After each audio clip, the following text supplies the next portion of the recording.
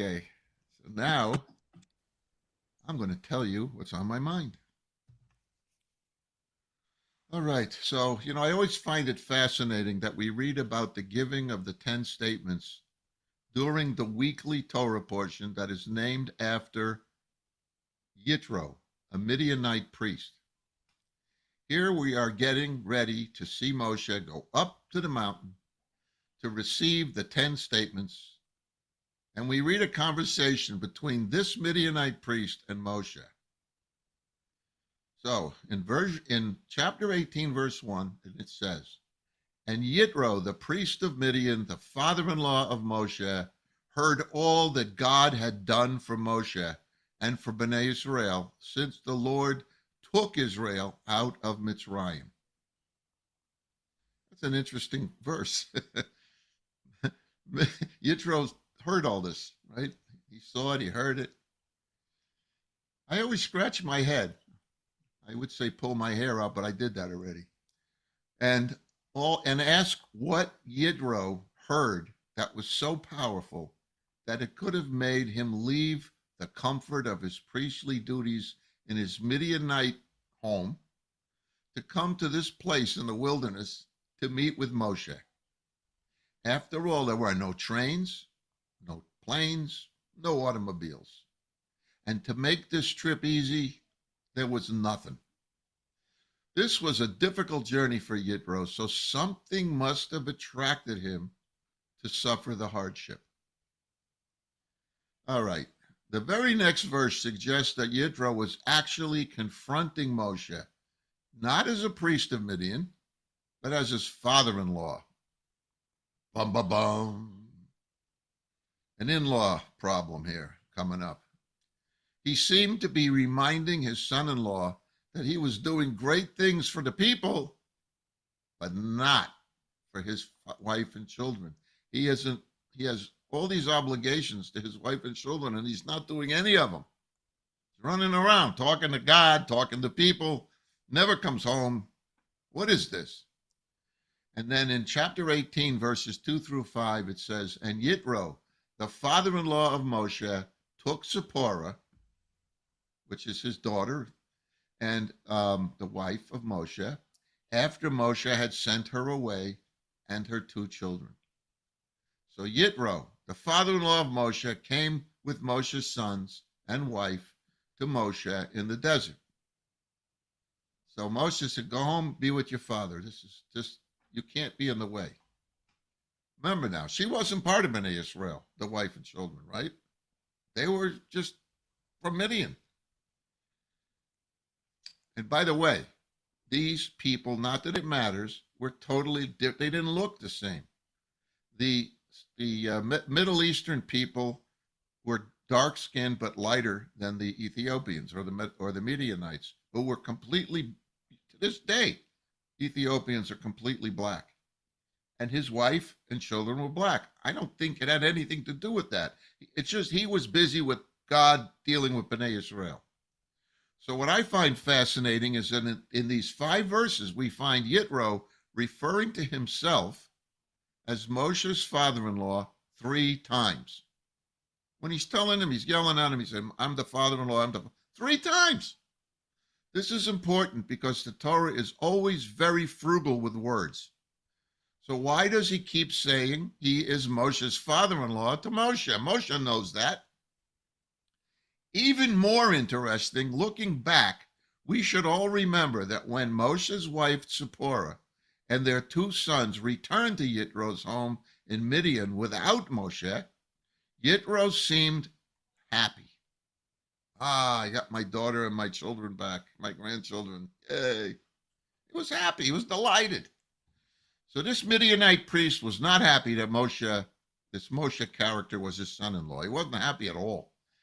Not only did this person, his daughter married, speak of a strange God that Yitro's priesthood knew nothing about, he was a fugitive because he had murdered an Egyptian taskmaster.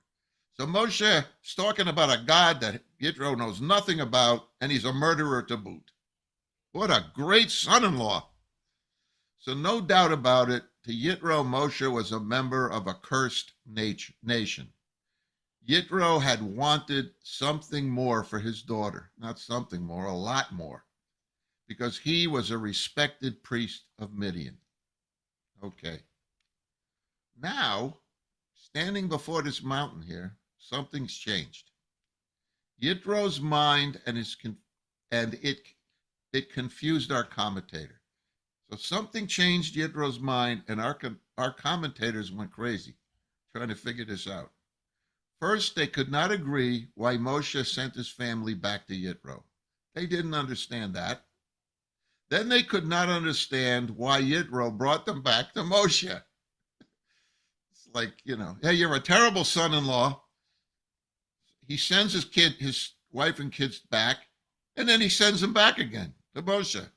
You're a terrible son-in-law. Here, take them back. Doesn't make any sense. Rashi, the great French commentator, teaches that in a show of trust and love of God, Moshe took his wife and his sons to return to Mitzrayim. So it was Moshe went and got them. I don't know how they come to this, but so what happens? If Moshe took his wife and children to Mitzrayim, when and why did Moshe change his mind and send his family back to Midian?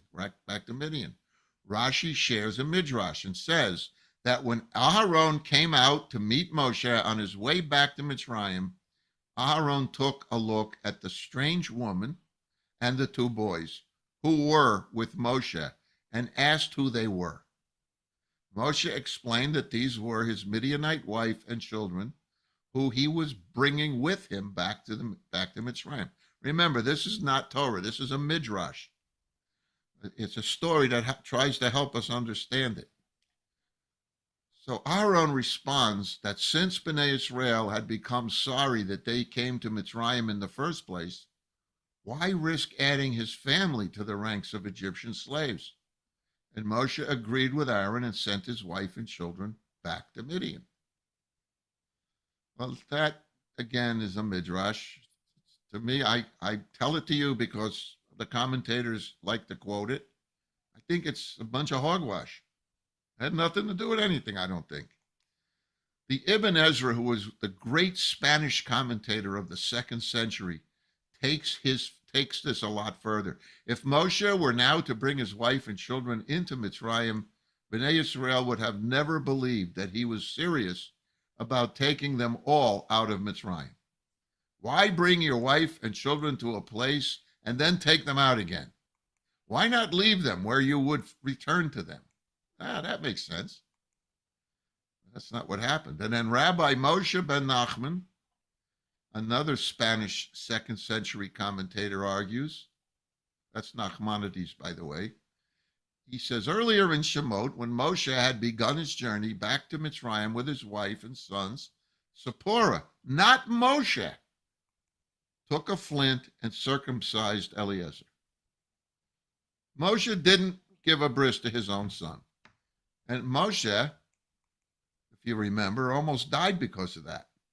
Nachmanides says that Moshe was so excited and emotionally focused on his mission that he either had forgotten or was too burned out to circumcise his own son. I don't know how many of you have had sons, but I don't care how burned out you are. How would you forget to have a bris for your son? Who does that? I don't care how burned out he is. So I don't agree with this either. So when he realized that his wife had performed the Brit Milah, Moshe decided to send his wife and children back to Midian, where they could properly be taken care of. Where? By a Midianite priest who doesn't know God? No, that doesn't work for me either. Our sages had a field day with this, and all the while trying to justify Moshe's actions. Can you imagine justifying what he did? Isn't it possible he did something wrong? Isn't it possible he ignored his family? I mean, come on, just say it. It's okay. And nobody in the Bible is perfect. Nobody. But nobody argues with the fact that Yitro was real happy to take them back, especially without Moshe in the way. He did not like Moshe. So today's Torah reading shows that something had to have changed to make him to make Yitro bring back the family to Moshe and to like Moshe all of a sudden. And it was that one day Yitro was listening to his favorite news radio station and heard Moshe had become an international hero. He must have turned on SXM. I mean, what else could they hear in the desert? They didn't have radio stations. They had to do satellite radio. So he heard that Moshe became an international hero. And he saw on cable news how Moshe had challenged and beaten the most powerful leader in the entire known world, Paro. How do you beat Paro? This guy must be something, this Moshe. This positive notoriety transformed his son-in-law, this man who had a relationship with a strange god, into a universally respected superhuman. So since he believes that Moshe is now the most important person in the world, Yitro decides that Moshe is, after all, the best son-in-law he could ever want. He's a human. The guy's a human. So now, with this newfound respect for his son-in-law, Yitro takes his daughter and his two grandsons on this difficult journey. That's why they went. Yitro wanted to remind Moshe that he still has a wife and two sons, and they're his children and his grandchildren, his daughter and his grandchildren, and that Moshe is responsible for them. Yitro was thrilled to be Moshe's father-in-law now that Moshe was so well respected. So when Yitro confronted Moshe, Moshe understood exactly what was going on. Moshe places God at the center of importance, not himself. Moshe says that God did what God did, not for Moshe and not for Israel, but just for Israel. Moshe completely leaves himself out as the central figure. And by the way, when you do this, if you ever read, if you carefully read at the Haggadah, at a Seder, Moshe's name's not there. It's because Moshe wanted to be left out. It's God doing all this, not Moshe. Moshe's just doing what God says. And also, we did not want to deify Moshe to be like a Jesus kind of character. Moshe was a human being. He has problems. He has mistakes. He does all kinds of things wrong, even though he was the best and most powerful prophet who ever lived. So Yitro understands Moshe's message, and he celebrates and praises God for all that God did. Yitro does. So Yitro's now praising God. Still not, he never became Bnei Israel, never became a Jew. But Yitro came to understand that God is the greatest of all powers of the universe.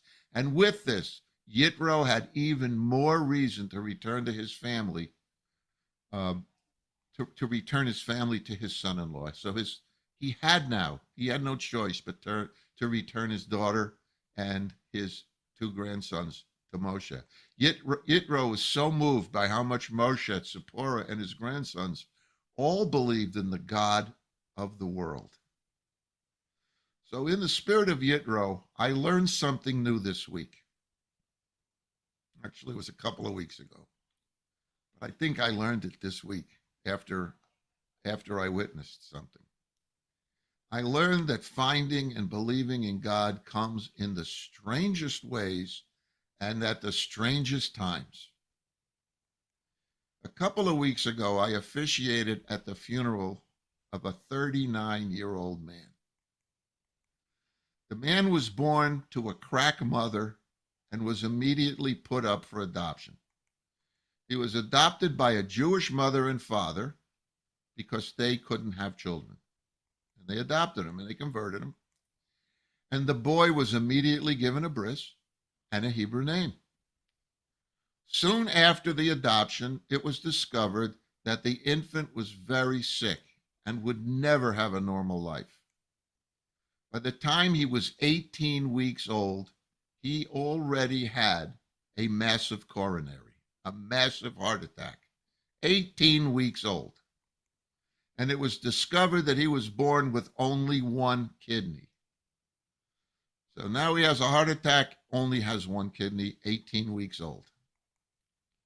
Even with this, the new parents loved him and raised him as if he was a naturally born son to them. About a year after he was adopted, this happens a lot, the adoptive mother got pregnant and had a son. 2 years later, the adoptive mother and father, of course, again had another son. His mother said that by adopting this boy and loving him allowed God to make it possible for her to get pregnant with her other two sons. She thanked God for giving her this boy to adopt. This family developed a very close relationship with the three boys, the three brothers, and even though the oldest was adopted and was always ill, always, they all remained very close. All of them. Very, very close. No different. Nobody was treated any different. So after the adopted child graduated high school, he became a security guard and a volunteer fireman. Imagine.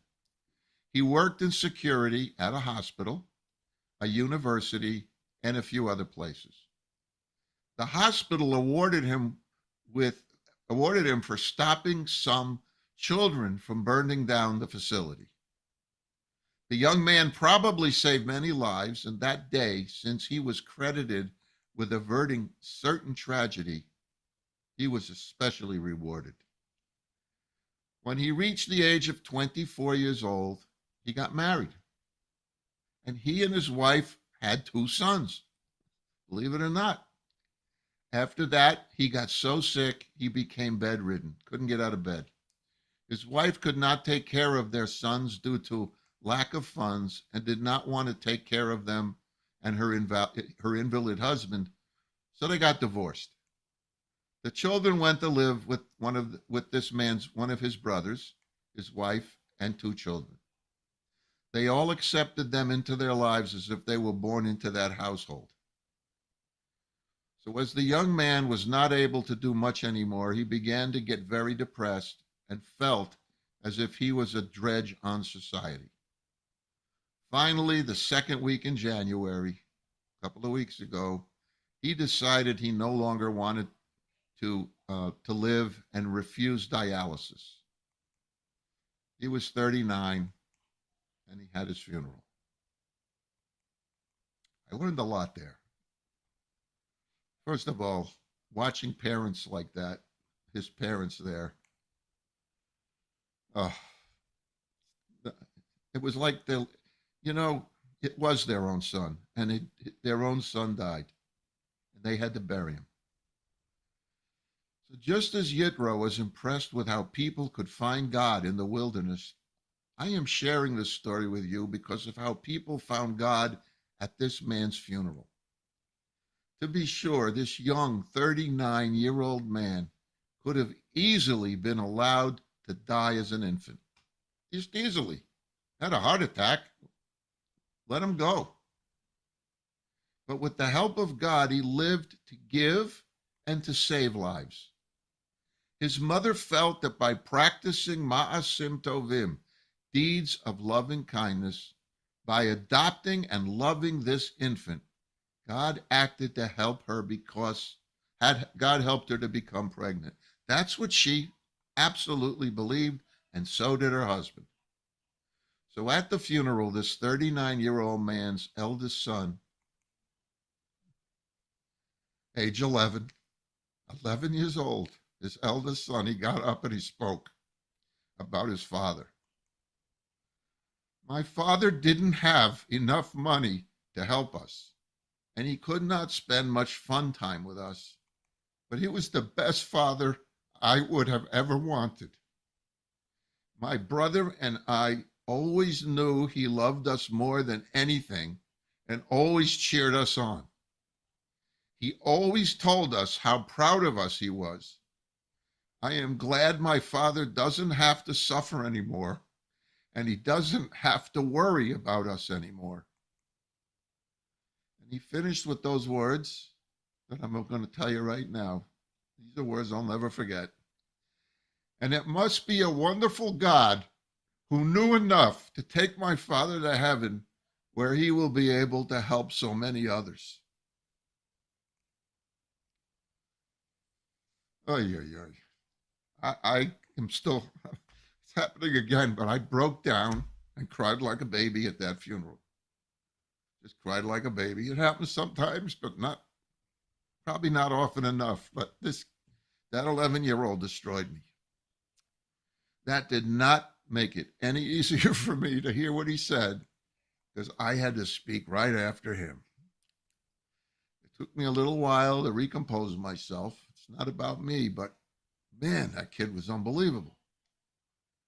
And his mother, the deceased mother's brothers, and everyone else was so moved by the words of this mere child who found God at his father's funeral. Yes, Yitro was impressed with the love Moshe, Tzipporah, and his two grandchildren had for God, even in the terrible conditions of the wilderness. So, like Yitro, everyone who attended that funeral were impressed with the love of our God that was demonstrated by the relatives of this young man who came into this world, lived in this world, and left this world challenged with one difficulty after another. I don't know about you, but I don't think I have the capacity to love our God as much during my times of tragedy. Sometimes I get mad at God. And when we love God is mostly when great things happen. What about when tragedy happens? We have to love God just as much, and it's so hard. And that kid taught me a lesson. I learned from an 11-year-old kid about how to love God no matter how bad things are. They taught me something, and I hope I was able to share it with you in a way that maybe it taught you something as well. And with that, I want to say Shabbat Shalom.